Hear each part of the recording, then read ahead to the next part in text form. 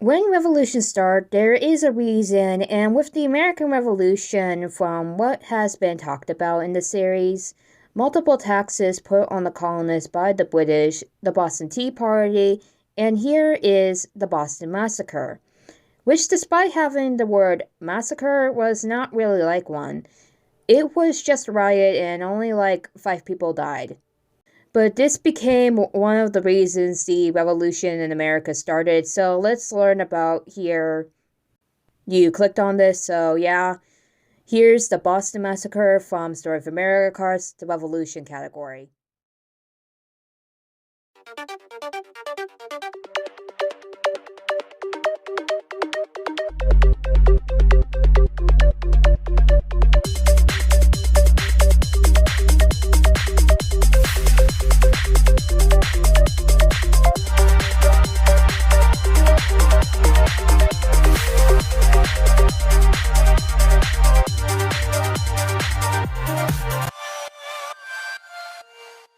The Boston Massacre, also known in Great Britain as the incident on King Street, was a confrontation that occurred on March 5th, 1770, where 9 British soldiers had shot a crowd of about 300 to 400 people who were harassing them verbally and drawing various projectiles. The event became heavily referred to as a massacre by leading patriots such as Paul Revere and Samuel Adams to spread it as such. A chill filled the air and the rawness of winter still bit into the bones. The date was March 5th, 1770, and the scene was Boston, Massachusetts, where American colonists felt increasing resettlement over heavy taxes being laid against them by the English king, George III. British soldiers who had been sent to Boston in 1768 to keep the fragile peace nervously patrolled the city. Resentment had boiled over into some skirmishes between Sinistry and the soldiers, and the first serious clash had been barely averted in October 1769, when British soldiers fired warning shots into the air. Because some of the soldiers had taken jobs to supplement their managed pay, it didn't take much for the already angry American workers to collide with their fellow workers from England. The first incident took place on the morning of March 5th, 1770. No one knows exactly why, but a soldier and colonist worker became involved in a fistfight at Gary's Rope Rock. Some bystanders jumped into the fight, and soon the melee turned into a small riot. Tension grew all that afternoon, and into the evening, all crowds gathered around the British sentries. Then at about 9 p.m., a British sentry called the main guard for help.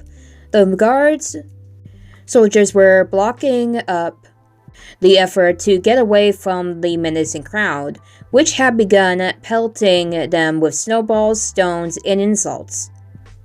Honestly, it can get annoying with snowballs and insults being drilled at you. But stones? Yeah, I don't think I would need to put my opinion on that. But we know violence is not the answer, whatever the reason is. But even if I say this, it's not gonna change anything. Obviously, we're only human. Now, let's get back. Suddenly, the soldiers reacted. No one knows whether they did so with or without orders, and opened fire on the crowd of colonists, killing 5 persons and wounding several others. The incident quickly swelled into reports of a massacre. The fiery patriot Paul Revere dashed off an engraving entitled "The Bloody Massacre Perpetrated in King Street, Boston," and adorned it with a full emotional poem. Although regrettable, the incident was hardly a massacre as advertised by Revere. Of the 9 British soldiers who were tried for the murder in October 1770 and defended by patriot lawyers John Adams and Josiah Quincy, 7 were acquitted, and 2 were convicted of manslaughter. and given light sentences, a branding on the hand at the time. Nevertheless, the disturbance did provide Bostonians who wanted the British to leave town with considerable ammunition to back up their demands. Largely drew the instant of Samuel Adams, one of Boston's radical leaders. The British royal governor, Thomas Hutchinson, ordered the troops to withdraw to new quarters in Castle William in Boston Harbor. The Boston Massacre is considered one of the most significant events that turned colonial sentiment against King George III and British parliamentary authority. John Adams wrote that the foundation of American independence was laid on March 5, 1770, and Samuel Adams and other patriots used annual commemorations, Massacre Day, to encourage public sentiment towards independence. Christopher Monk was a boy who was wounded in an attack and died in 1780, and his memory was honored as a reminder of British hostility.